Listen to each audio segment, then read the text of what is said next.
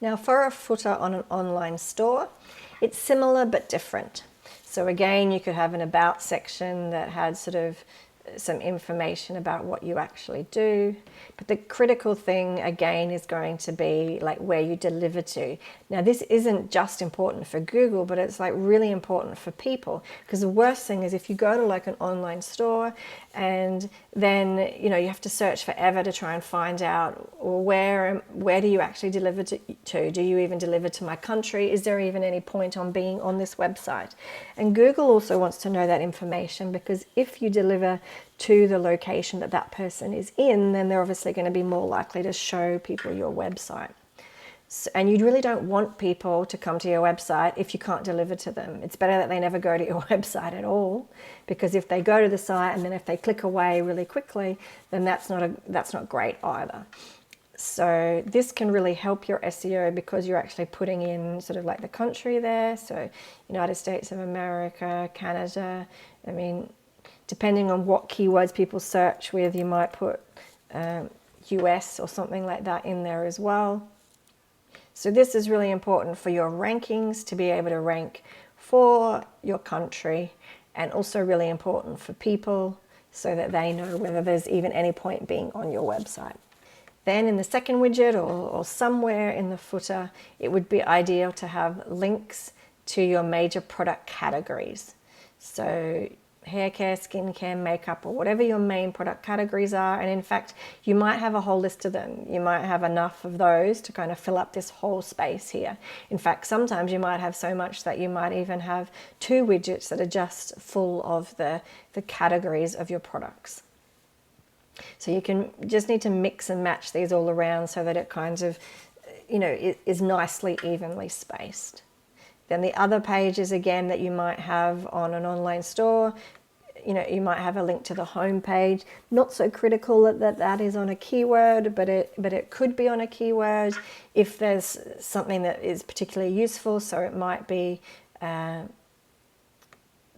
beauty store or something like that you might use instead of home. Then you've got delivery information, your terms and conditions, sitemap privacy, that kind of thing. And you might have a stack of other pages as well of information that people need to know if they're ordering products from you.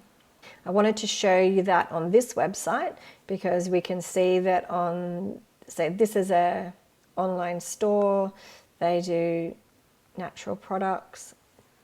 And so if you come down and have a look at their footer, it's huge. It kind of starts from, I'm not even sure where their footer starts, maybe there. They've got a whole stack of information here that can be useful to people. And so, they've taken up a whole lot of information of their footer with loads and loads of links there.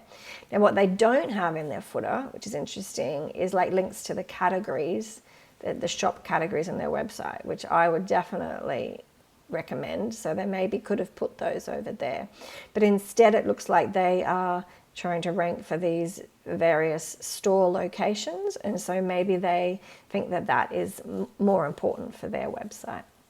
So then again, you usually want to have some kind of follow on social media and maybe sponsorship logos there.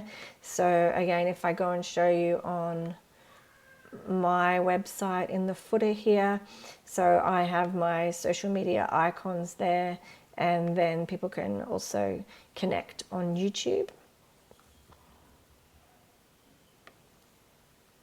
And then often what you'll have on an online store is some kind of mailing list. So with some kind of coupon, that sort of thing. So on this site, they've got sign up for a newsletter, but I often see on online stores, sign up for a newsletter and get 50% off, that kind of thing. So you'll see over here with them, they've got their social media icons. They've also got things that they stand for. Payment options may be another thing that you want to put in the footer as well. And then they've got like awards and things down here as well, because they've won a whole stack of awards. So again, that could be a great thing to put into your footer. The other thing that I would recommend doing is going to Google and having a look at the footers of your competitors.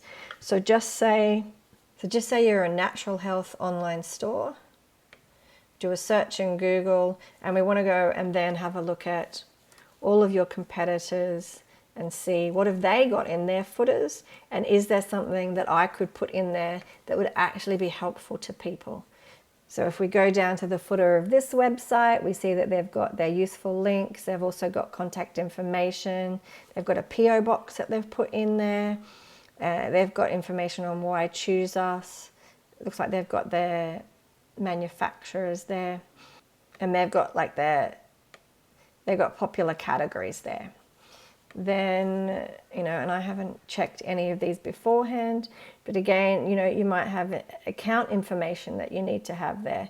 Then they've got, shippings, returns, warranty, that kind of stuff. They've got the about us with some of their pages there.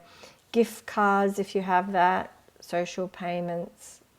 So you can just go through and see, okay, is there anything in my industry that other people are putting in their footers that is pretty common that I should be putting in my footer as well?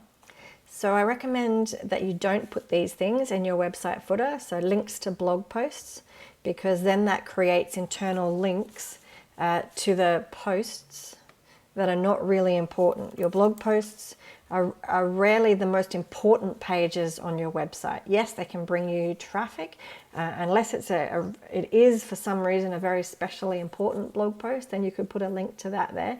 But don't just put links to the latest blog posts or something like that, because it's creating internal links to that and telling Google that that's a super important page, when really it's your services and your products that are the most important page.